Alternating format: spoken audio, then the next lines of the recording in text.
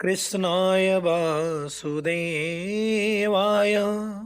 हरये परमात्मने प्रणतः क्लेशनाशाय गोविंदाय नमो नमः। आइए श्री गीता जी के महात्म को सुनते हैं। श्री गीता जी का महात्म है क्या, श्री गीता जी में सामर्थ्य क्या है, ये जानने का प्रयास करते हैं। और यह चर्चा एक सत्य घटना पर आधारित है। एक पुलिस अधिकारी के जीवन की घटना है जो प्रतिदिन ड्यूटी अपना पूरा करने के बाद शाम को अपने घर लौटा करता था। रास्ता एक जंगल से होकर गुजरता था। अक्सर हमने आपने सबने तमाम सारे ऐसे रास्ते देखे होंगे जो जंगल के बीचों से होके गुजरते हैं। तमाम रेलों की पटरियां जंगल के बीच से होके गई होती हैं। तमाम सीमेंटेड या तारकोल वाले मार्ग जंगल के बीचों बीच से होके बने होते हैं। तो वह पुलिस ऑफिसर जिस रास्ते से गुजरता था, शाम को अपनी ड्यूटी पूरा करने के बाद जब वह घर आता था तो जो राह था वो जंगल के बीच से होके जाता था। थोड़ी दूर जंगल में चलने के बाद उसी रास्ते में से जंगल में अंदर की ओर जाता हुआ एक पगडंडी दिखाई पड़ता। पगडंडी पैदल चलने वाली राह। लोग जिस रास्ते पर अक्सर पैदल चला करते हैं उस पे निशान बन जाता है रास्ते का। तो एक पतली सी लीक, एक पगडंडी दिखाई पड़ती जो जंगल में अंदर की तरफ गई थी।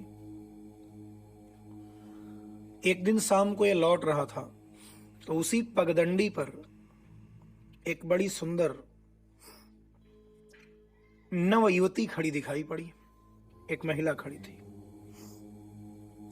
वह बड़े ध्यान से इसी को देख रही थी। इस पुलिस अधिकारी को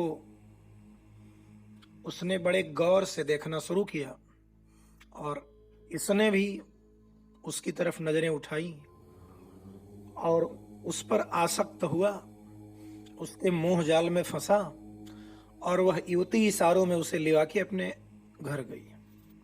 उसी पगडंडी से होते हुए जंगल के थोड़े बीच में पहुंची जहां जंगल घना होता था। वहां एक मकान छोटा सा दिखाई पड़ा जो उसी महिला का था। यह ऑफिसर उस रात को उसी महिला के घर पर उसके साथ रह गया। सुबह जल्दी उठा और घर आ गया और घर आकर के कुछ बहाना कर दिया कि आज रात में भी थाने पर काम था, हमको रात में भी वहीं रुक जाना पड़ा। फिर अगले दिन अपनी ड्यूटी पूरा करके शाम को जब लौट रहा था, जंगल के बीच में पहुंचा और जब वहां पहुंचा जहां से पगडंडी वाला रास्ता था, फिर वह महिला वहीं खड़ी मिली। ये फिर उसके साथ उसके घर गया, रात्रि वहां विश्राम किया, सुबह फिर घर आया। इस तरह जैसे अब इसका रूटीन बन गया। अब यह अक्सर प्रतिदिन उस महिला के साथ जाता। धीरे धीरे इसको कुछ विचित्र सा अनुभव भी होने लगा, लेकिन प्रतिदिन शाम को महिला वहां रहती और इसको जाना पड़ता उसके साथ। एक दिन रात्रि में उसके साथ सोया था। कमरे में बल्ब जल रहा था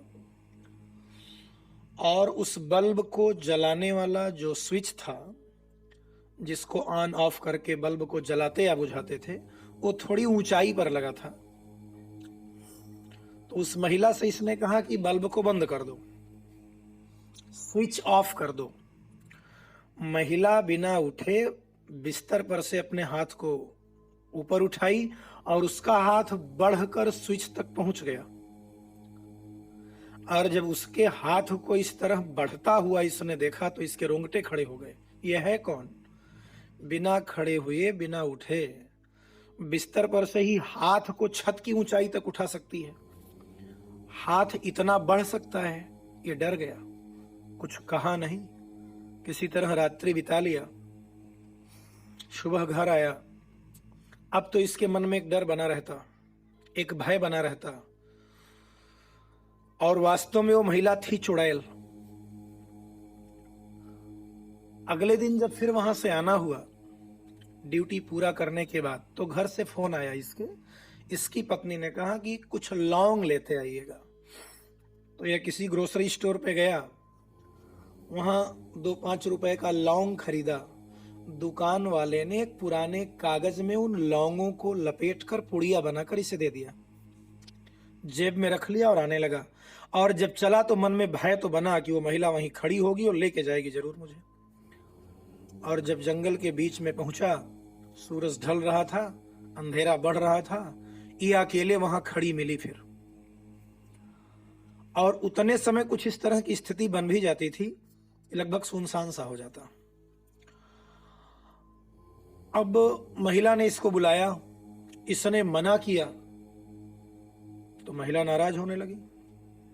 डर तो इसको लग रहा था कि यह कुछ भी कर सकती है, इसमें कुछ शक्तियां हैं इस तरह की, यह काले शक्ति की मालकिन है, ऐसा उसको लगा। लेकिन इसने निश्चय किया मैं जाऊंगा नहीं। महिला आई इसके तरफ, लेकिन कुछ दूर आके रुक गई, इसके पास नहीं आ रही थी। उसने कहा चलो तुम मेरे साथ। इसने कहा नहीं जाएंगे। महिला ये सड़क पर आगे की ओर बढ़ता गया। महिला भी इसके साथ चलती रही, थोड़ा दूरी बनाकर, इसके नजदीक नहीं आती। बहुत बार उसने प्रयास किया, लेकिन इसके पास नहीं आई। तो इसको लगा कि लग रहा है मैंने जो लौंग खरीद करके जेब में रखा है, उसी लौंग के नाते नहीं आ पा रही है। तो ये थोड़ा निश्चिंत हुआ कि जब तक लौंग मेरे जेब में है, ये आएगी नहीं मेरे पास। वो चलता गया और धीरे धीरे जंगल पार करने का समय आ गया। वो महिला अदृश्य हो गई, गायब हो गई वहां से। इसको यह विश्वास हो गया कि अगर जेब में लौंग हो तो इस तरह की कोई बुरी शक्ति, कोई नकारात्मक शक्ति या कोई भूत प्रेत वाली शक्तियां पास नहीं आएंगी। घर जाकर के उसने आप बीती अपनी पत्नी को सुनाया, पूरी घटना बताई, अपने भूल को भी स्वीकार किया और बताया कि मुझे ऐसा करना नहीं चाहिए था जब मैं पहली बार चला गया उस पर आसक्त होकर। लेकिन कहा कि देखो आज तुमने जब फोन करके कहा कि लौंग लेते आना, और लौंग लेकर के लौंग की पुड़िया मैंने जेब में रखी और उस लौंग के प्रभाव से वो मेरे पास नहीं आई। उसने कहा दिखाओ। और जब पुड़िया खोला गया, जिस कागज में उस लौंग को रख करके दुकानदार ने लपेटा था, पुड़िया बनाया था, वह कागज जब खोला गया, वो पुड़िया जब खोली गई तो देखा गया वो तो श्री गीता जी का एक पुराना पन्ना है। दुकानदार के यहाँ जो रद्दी कागज पड़े थे, उसी में गीता जी का कोई पन्ना कहीं से आ गया था।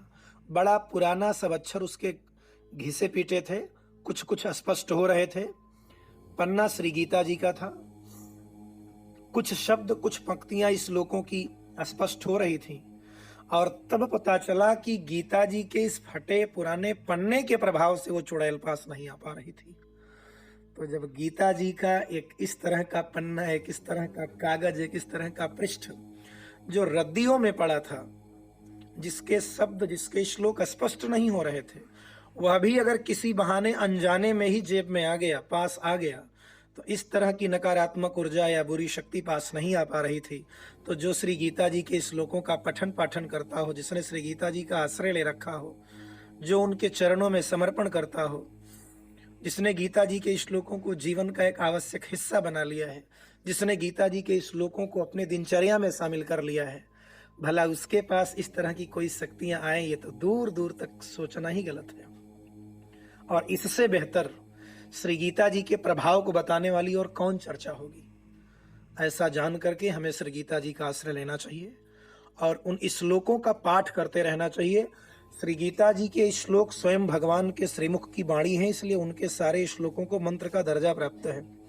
और ऐसा जान करके अगर हम श्री गीता जी के श्लोकों का पठन पाठन करते रहें तो सारे नकारात्मक शक्तियों के चंगुल से और प्रभाव से हम अनायास मुक्त रहेंगे और पूर्ण रूप से भगवान के चरणों की शरणागति भी प्राप्त कर लेंगे। आज यहीं तक, धन्यवाद।